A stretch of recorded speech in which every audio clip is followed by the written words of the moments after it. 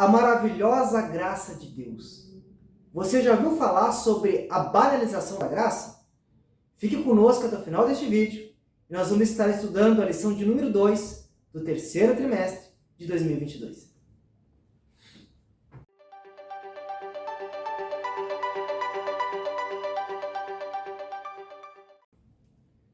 A graça e a paz. Eu sou o professor Anderson Velasque e este é o nosso canal Sentinelas da Teologia.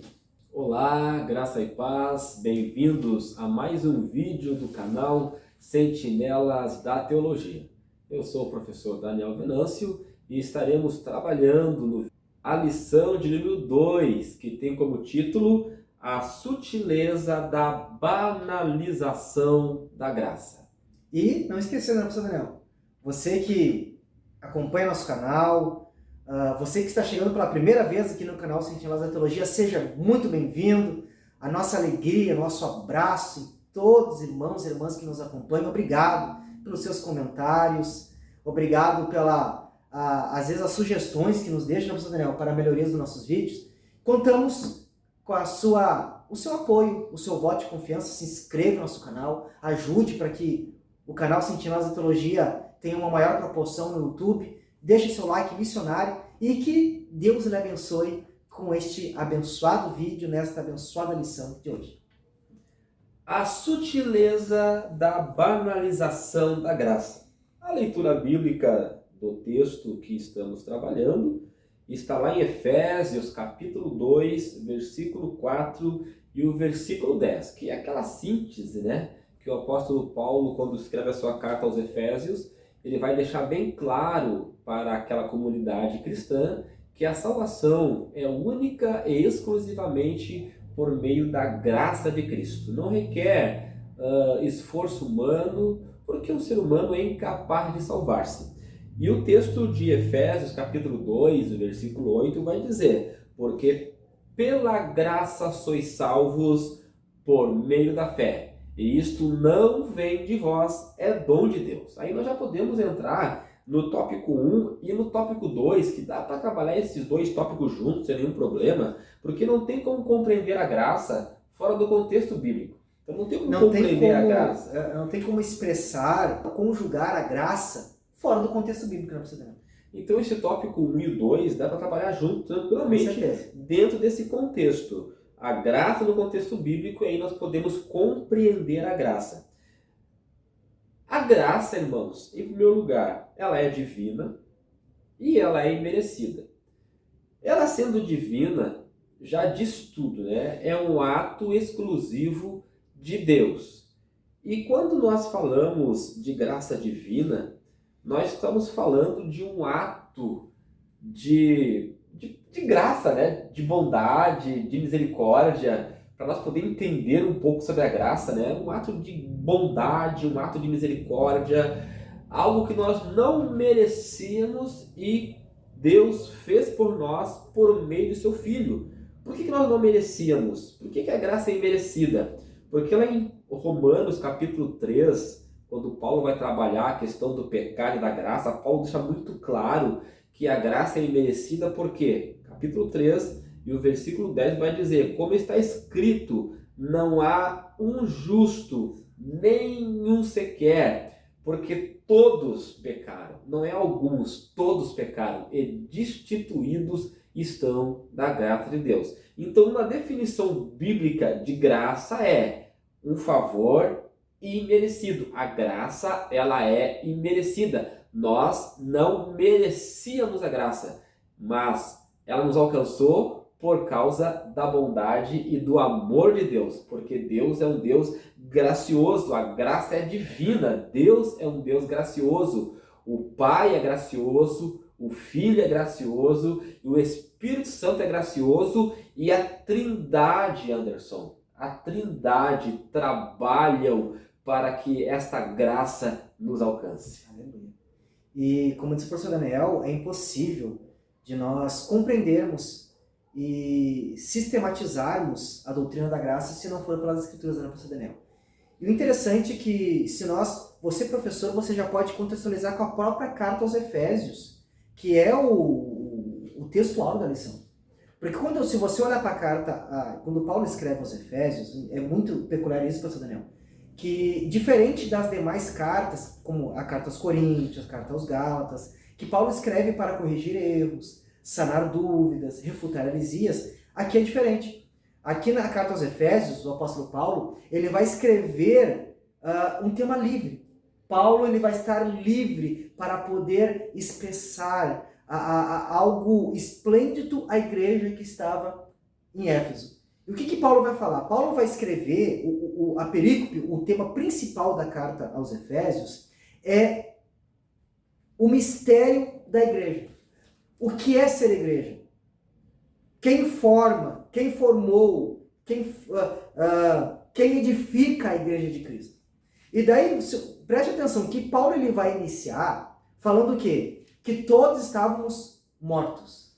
Ele vai falar, a igreja iniciou com pessoas mortas, que não tinham reação, não tinham ação, como quem diz, não tinham capacidade de reagir, de agir, de tomar atitude, de fazer escolhas, ou de fazer algo para tentar, não, estavam mortos no pecado e no delito. Tanto, Anderson, que quando Paulo vai escrever as demais cartas, em cada carta ele apresenta a nossa condição de pecador diante de Deus. Exato. Ele vai nos dizer que nós éramos inimigos de Deus, nós éramos filhos da ira, Exato. Nós éramos ingratos, né? Ou seja, Paulo vai colocar nós no nosso devido lugar. E aí ele vai apresentar a graça. Porque nós só conseguimos dimensionar a graça quando nós entendemos o quão pecador nós somos. E isso é um ato da graça de Deus. Porque por isso que a Bíblia vai dizer que pela graça sois salvos por meio da fé. Isso não vem de vós, é dom de Deus. Ou seja, até a fé salvífica, né? Ela é um ato de Deus. É ela que vai despertar em nós o nosso pecado, a nossa falha, o quão nós somos dependentes de Deus e vai nos fazer ver o quão gracioso Deus é. E aí a resposta fica fácil, né? Porque tudo isso vem de Deus. Então nós só dizemos sim, Senhor. Eu aceito esta graça, eu aceito essa bondade. Por quê? Porque Ele me convenceu de que de fato eu sou um pecador. Não que eu tenha percebido, eu só percebi porque Ele me mostrou. E aí que está essa graça tão completa, porque ela pega mortos a ponto de, se eu recebi essa graça, é porque ela me fez receber. E aí que Paulo vai dizer, olha só, de mortos no pecado para a salvação. Como assim? Alguém que estava morto em delito e agora é igreja. Aí Paulo vai falar desse mistério, como é que Deus forma essa igreja? Qual é o meio, qual é a ação, qual é o poder que Deus usa para formar, para edificar a sua igreja? Ele vai falar isso que é através da graça. Aí que vai ser o texto áureo da lição, né? Que Paulo vai dizer, mas Deus sendo rico em misericórdia, mostrando que é um ato da misericórdia de Deus. Não é porque alguém merecia, não é porque alguém era bom, não é Deus dando um pagamento a boas obras, não. Misericórdia de Deus, por causa do seu amor, como disse o pastor Daniel, misericórdia e amor de Deus, estando nós mortos em nossos delitos, nos deu vida juntamente com Cristo pela graça, sois salvos. Juntamente com Ele nos ressuscitou e nos fez assentar nos lugares celestiais em Cristo, para mostrar nos séculos vindouros a suprema riqueza da sua graça, em bondade para conosco, em Cristo Jesus. Porque pela graça, é através dela, é por meio dela, é a ação dela, que sois salvos, mediante a fé. E essa fé não vem de vós, é dom de Deus. Não de obras, para que ninguém se glorie. Pois somos feitura dele, criados em Cristo Jesus para as boas obras. Olha como é que nós podemos sistematizar a graça aqui? A graça é a ação soberana de Deus, é a atitude de Deus de aproximar, ressuscitar mortos no pecado, dar vida e fazer estes mortos agora serem povo de Deus.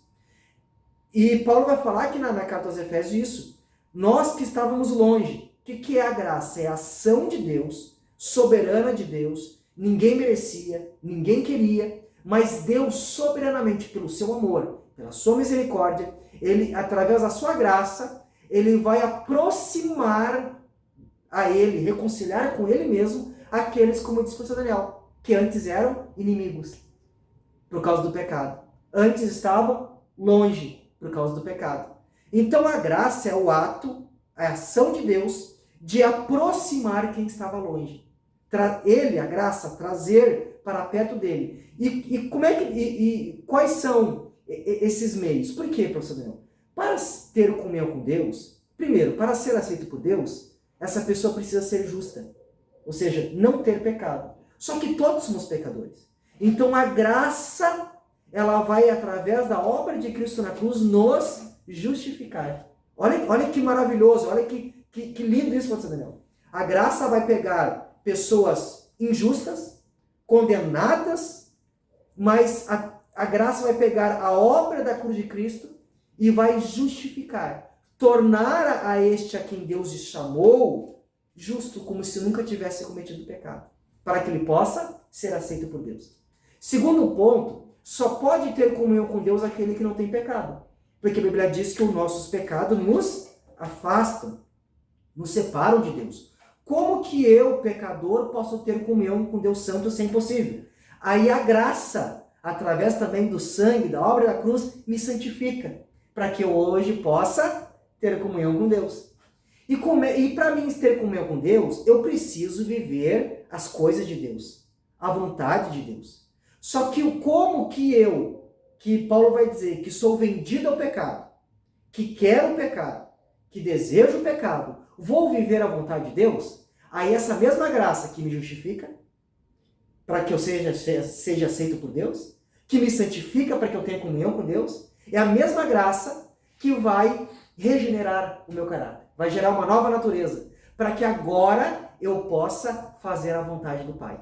Agora eu posso viver as coisas espirituais conforme... É por isso que Paulo vai dizer aqui, não por obras, mas em Cristo. A graça em Cristo nos gerou para as boas obras. Olha que lindo, professor, isso. Então, resumo, a graça é o ato de Deus, é a ação soberana de Deus. Não é porque Deus viu que alguém iria querer, não é porque Deus viu uma obra de justiça em alguém, não. Todos estavam mortos, não tinham obras nenhuma, pelo contrário, só obras do pecado que levam para a morte.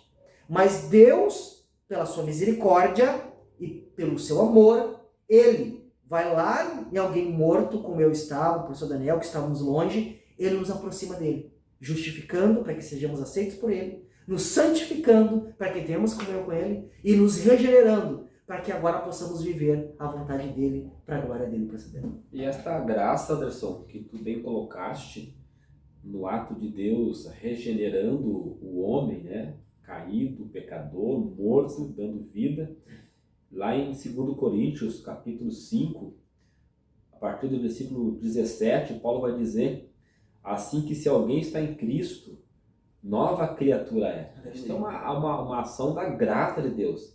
As coisas velhas já passaram, eis que tudo se fez novo. Aí esta vida de fruto, né, de frutificação para a glória de Deus.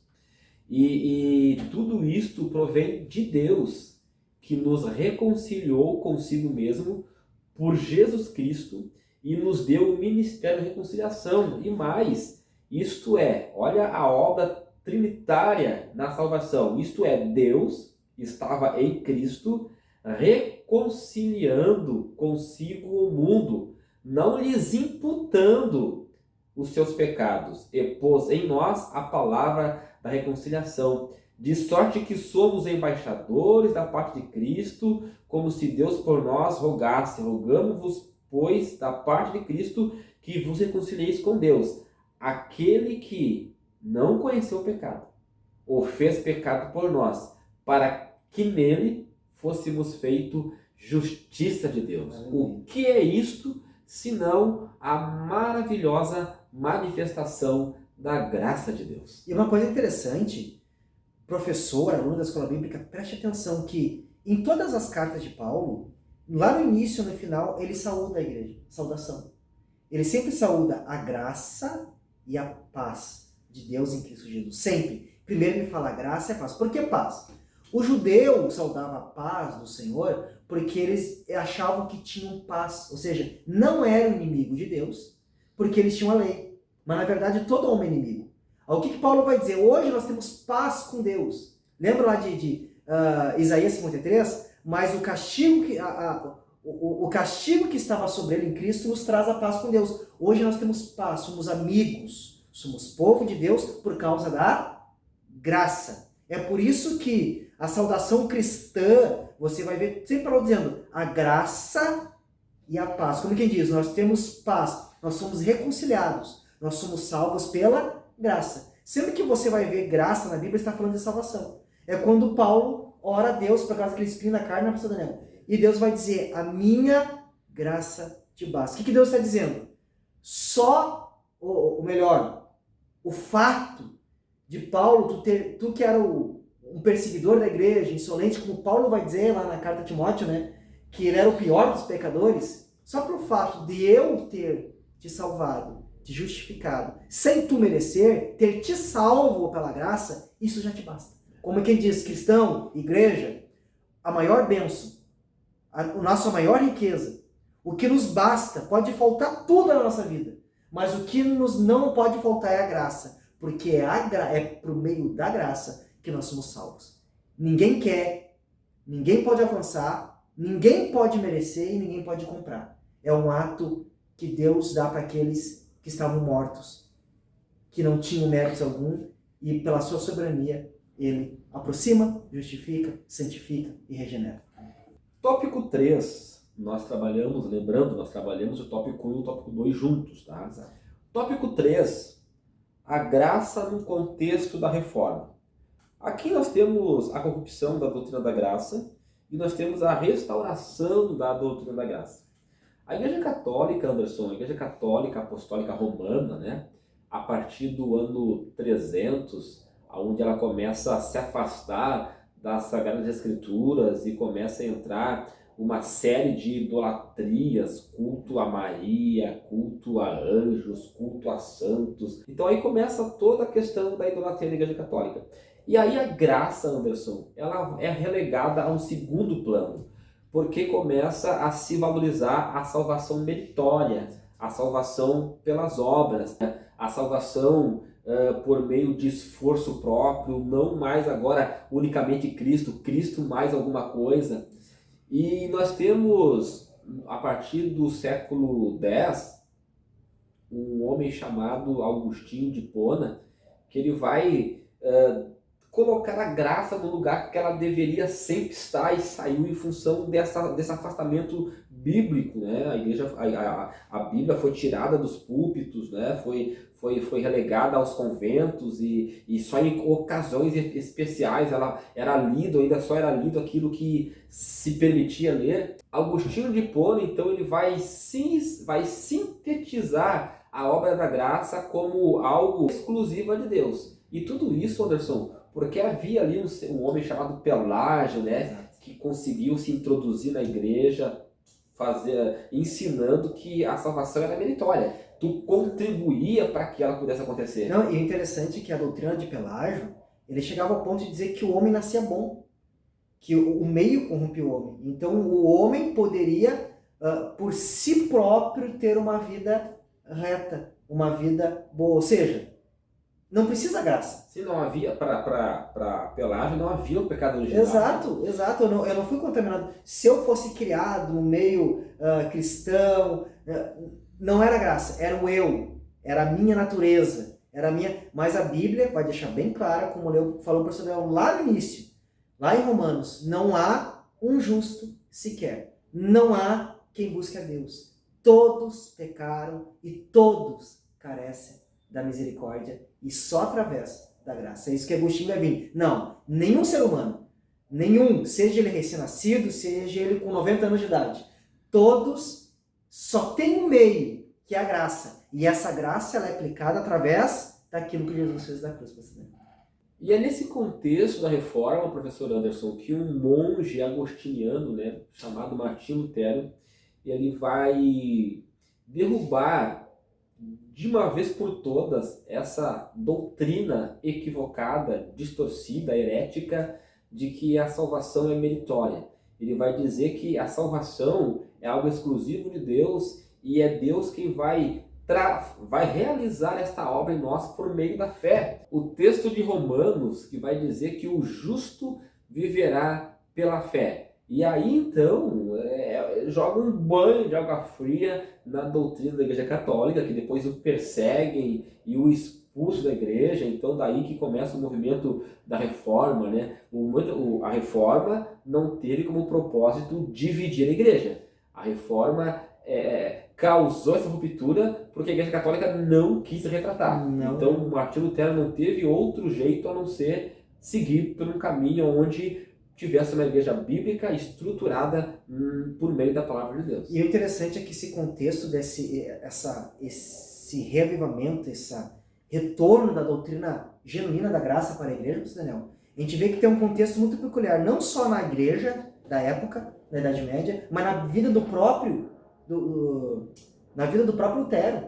Porque nós vamos ver que a história conta que Lutero, ele tinha uma luta interna todos os dias. Toda noite ele sonhava que Satanás se apresentava para ele e lançava em rosto de Lutero os seus pecados. E Lutero, ele se martirizava, se chicoteava, ele tentava alcançar a salvação pelos seus méritos, pelo esforço, pela dor. Mas um dia, ele lendo Romanos, justamente o que o professor Daniel comentou, né? O justo viverá pela fé. O que é viver? Não enfrentará a condenação, não passará no inferno, não enfrentará a segunda morte. Por quê? Não pelos seus esforços, não pelos seus méritos, mas pela fé. A fé em Cristo, através da graça. E aí nós vemos que Lutero, quando ele entende isso, ele vai entender, não, mas Satanás pode me acusar do que quiser, porque não é os meus esforços, é a graça manifesta através de Cristo na cruz, me purifica de todos os pecados. E eu não vou ir para o inferno, não porque eu fiz ou não fiz, mas porque Cristo me salvou. E daí, quando ele vai trazer essa doutrina forte na sua classe de teologia, que ele era professor, Daniel, e ele vai comentar por quê. Era o auge das indulgências. A Igreja Católica vendia indulgências. Tinha os pregadores que iam nas cidades. O que eles diziam? Se você compra uma indulgência, que era um valor em dinheiro, você paga o valor para você herdar a salvação, e você paga também por pecados de parentes que estavam no purgatório, que era uma doutrina, né, herética da época. Então eles vendiam a salvação. As pessoas compravam lá uma indulgência, davam dinheiro e com a desculpa que ganhariam a salvação. Daí Lutero, não é indulgência, não é por ícones, não é por Maria, não é por meritocracia, não. É unicamente pela fé, que é a graça que gera essa fé, nos leva ao arrependimento e nos reconcilia com Deus. Então a graça de Cristo Jesus é aquilo que tu falaste no início, né, Anderson? A graça de Cristo, ela apazigua o relacionamento de Deus para com o homem. Lembrando que o Deus está virado conosco. Deus estava irado com a humanidade.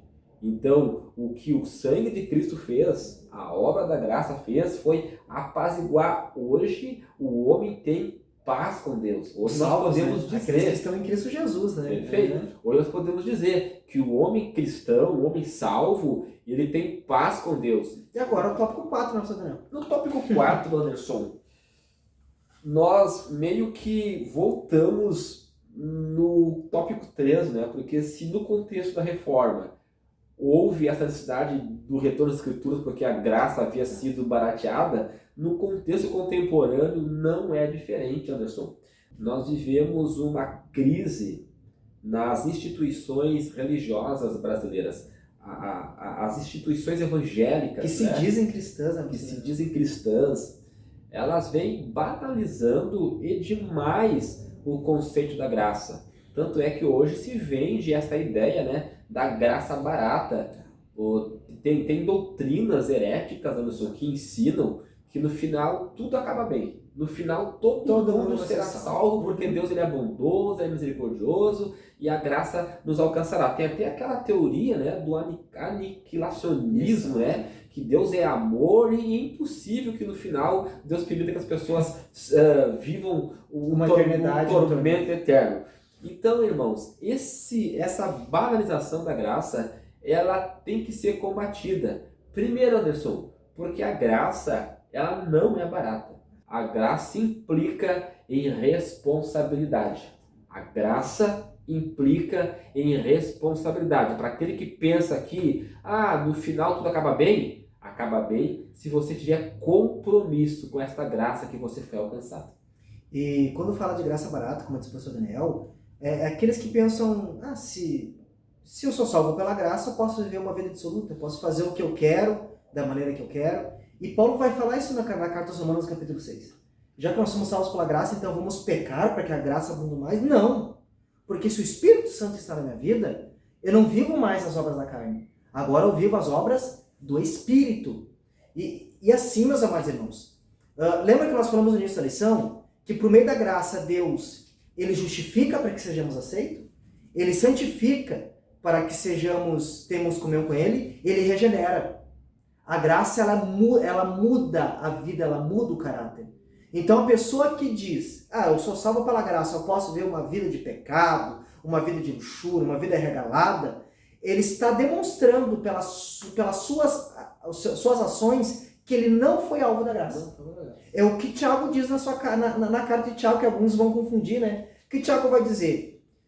Alguns diziam que tinham fé, mas não expressavam mudança de vida nenhuma. Aí Tiago vai dizer que com as obras ele provava a fé. O que Tiago está dizendo? Que a fé verdadeira, a graça genuína, a fé gerada pela graça, pela obra de Deus, essa obra, ela gera transformação. Ela gera novo caráter. Então, é por isso que Paulo vai dizer na carta aos Efésios, que é o textuário da lição, no capítulo 2. Ele vai dizer lá no versículo 8, que pela graça sois salvos, e no 9, que nós somos feituras em Cristo por meio da graça para as boas obras. Aquele que foi alcançado pela graça, ele foi regenerado em Cristo para viver agora boas obras. Então, se alguém que diz que porque é salvo pela graça e vive uma vida de pecado, uma vida dissoluta, fazendo as vontades da carne, ele está mostrando que ele não foi alcançado pela graça, porque a graça, ela muda. É o ato do poder de Deus para dar a vida àquele que estava morto, viver uma vida agora conforme a vontade de Deus. Mas, por outro lado, também aquela graça barata, pastor Daniel, que parece que ela não é eficaz, ela não é suficiente. São aqueles que, mesmo dizem não, é Cristo, mas tentam, por meio das suas obras, por meio dos seus méritos, ter as suas obras, suas ações, uma participação, aquela coisa, não, eu pequei, perdi a salvação. Eu vou lá, peço perdão. Não é você, a graça que alcança a salvação. E esse que é alcançado pela graça, ele tem vida transformada. Mas eu não tenho, não é porque as minhas obras não me dão nem um pouquinho de mérito, meus amados irmãos. Porque tem gente que parece que a graça não é eficiente, não é eficaz. Não. Essas boas obras são simplesmente um fruto, uma manifestação da obra da graça. Mas a graça, ela é eficaz, ela é suficiente. É por isso que Paulo vai falar, lá em Romanos, no capítulo 11, Paulo vai dizer que ele vai vir na escrita da carta aos Romanos falando, quando Deus diz para Elias que ele tinha, aqueles que não haviam se curvado, ele tinha reservado para ele 700 homens. Aí Paulo vai dizer aqui, Romanos capítulo 11, versículo 5. Assim, pois também agora, no tempo de hoje, sobrevive um remanescente, segundo a eleição da graça. Remanescente, aquele que crê, aquele que está em Deus. E se é pela graça, já não é pelas obras. Do contrário, a graça já não é graça. Se eu tenho participação, então não é graça. É por isso que Paulo vai falar que Abraão foi justificado pela sua fé. Porque se fosse por obras, então é o salário, Deus estava pagando uma obra boa. É como se fosse, se é eu que ganho e perco a minha salvação, então é porque é meritório? Não.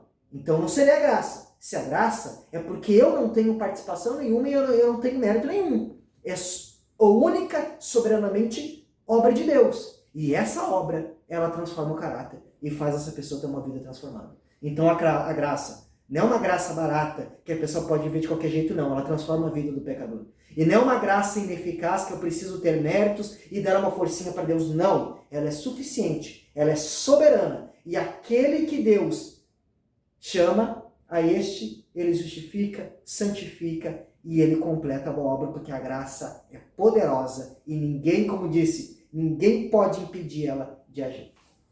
E a graça de Deus, ela é perceptível na vida do cristão porque ele demonstra uma mudança radical de vida. Exato. Paulo lá em Efésios, capítulo 4, versículo 28, vai dizer: aquele que furtava, não furta mais, antes trabalha honestamente, fazendo com suas próprias mãos, trazendo com suas próprias mãos o seu ganho. Ou seja, há uma mudança de caráter, há uma mudança de vida, há uma mudança radical.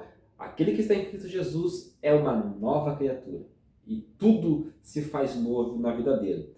Em resumo, irmãos, nós podemos dizer que a graça, Anderson, ela é tudo. Sem a graça, nós não somos nada. Que a graça do Senhor Jesus esteja sobre você, enriquecendo a tua vida, o teu ministério, a tua aula, a tua família, porque a abrangência da graça é essa, né? A graça de Deus, ela não só nos alcança com relação à nossa salvação, mas também nos nossos relacionamentos, né? Ela nos preenche, ela nos completa, ou seja, ela é tudo. Que Deus abençoe e até o próximo vídeo do seu canal Sentinela da Teologia.